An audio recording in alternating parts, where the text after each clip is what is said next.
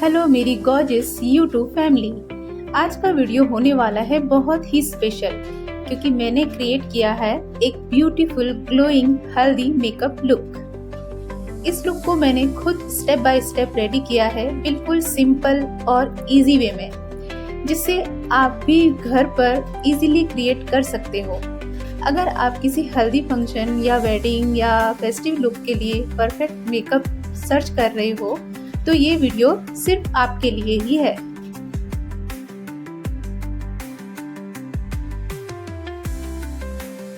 वीडियो को एंड तक जरूर देखना क्योंकि लास्ट लुक आपका दिल जीत लेगा।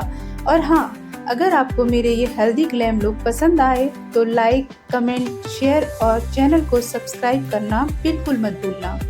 तो चलिए स्टार्ट करते हैं।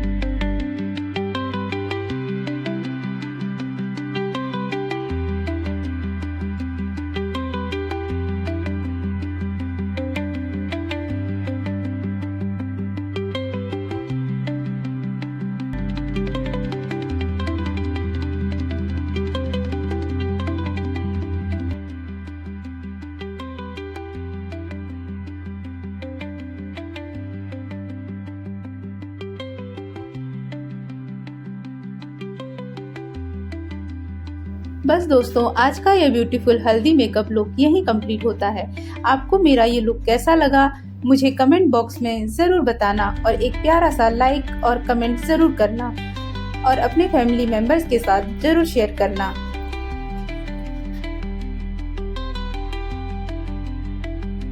और आप मेरे चैनल पर फर्स्ट टाइम विजिट कर रहे हैं तो प्लीज़ सब्सक्राइब करना बिल्कुल मत भूलना, और वो भी बेल आइकन के साथ।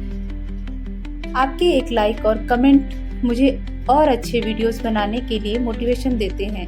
मिलते हैं नेक्स्ट अमेजिंग वीडियो में। तब तक के लिए टेक केयर, बाय बाय।